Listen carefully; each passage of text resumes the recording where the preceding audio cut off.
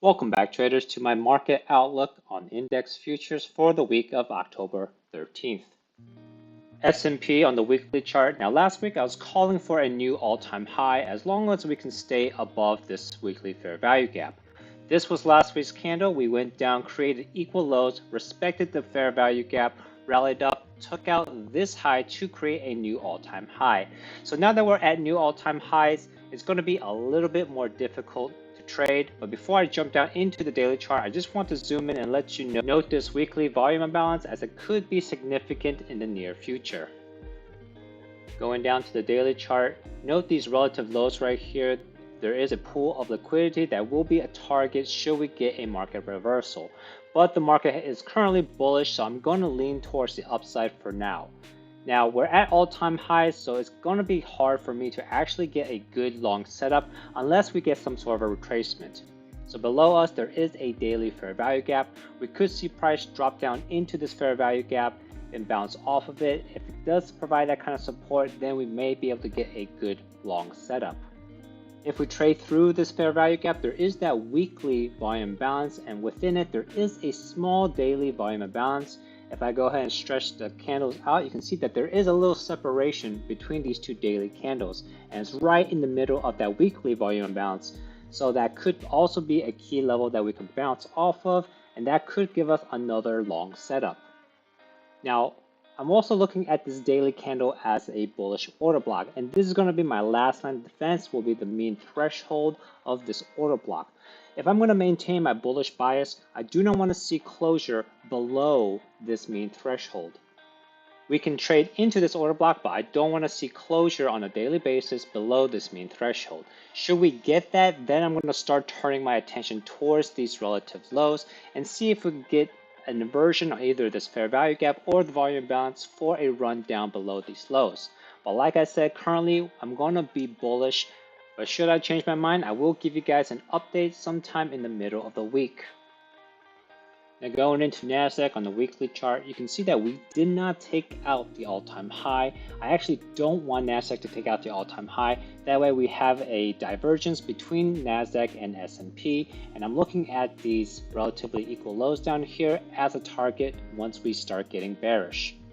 Last week's candle, we did dip back down into the weekly fair value gap, and we rallied back up, but we didn't take out this high, we just created relative highs. So this could be a pool of liquidity to aim for going into this week. Here's Nasdaq on the daily chart. Now, before I zoom into the most recent price action, I just want you to note these two up candles. I'm using it as a daily bearish order block, and I've highlighted this section, the lowest wick on the daily order block. Now, once price reaches up into here, I do not want to be doing any trading. I just want to sit on the sidelines and observe how price behaves with this order block.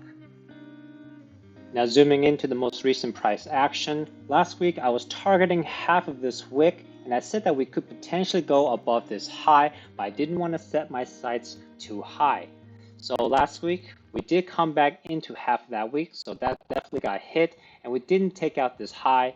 Instead, we created relatively equal highs, so this is going to be a target for me going into this week. But as I said before, I don't want to set my sights too high. Once we get into the order block here, I pretty much want to be hands off and just see how price behaves.